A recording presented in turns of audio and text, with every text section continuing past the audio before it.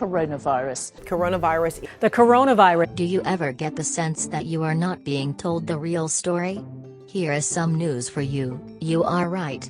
This is no different when it comes to the coronavirus. So this month's Mampara of the Month award goes to our new friend Corona and his trusty sidekick, mainstream media. Sadly, like with all dubious occurrences in this world that have a significant impact on the global economy, the truth will be difficult to prove.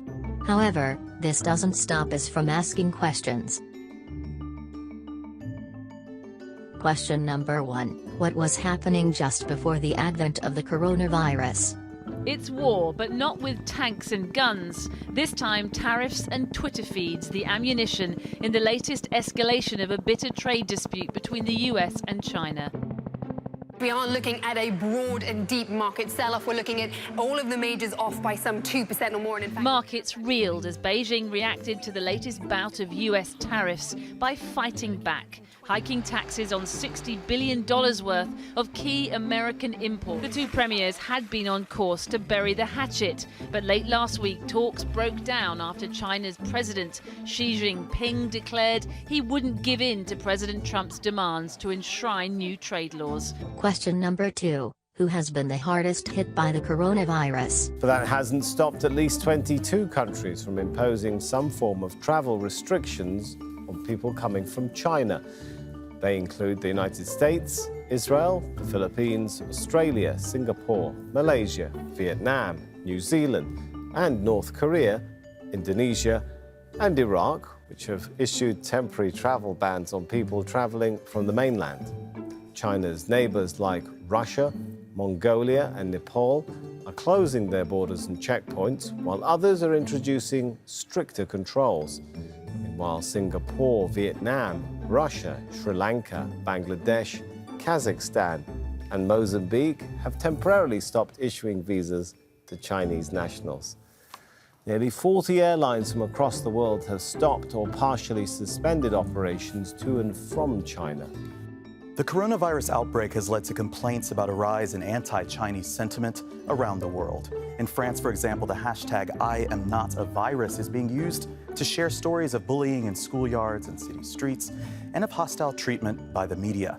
A regional newspaper has had to apologize for this headline that used the phrase yellow alerts, while scenes like this one you're about to see here are widespread of people appearing to cover their face just because they're sitting next to someone who's Asian. And media outlets across Europe and Australia are facing criticism for cartoons and headlines that reinforce old anti-Asian stereotypes, as are businesses like this nail salon in Vietnam, which has banned their Chinese customers. Question number 3. What is the real situation? Statistics produced by Johns Hopkins University show that, so far, the coronavirus is not as deadly as even, let's say, the common flu. However, it is receiving a lot more attention.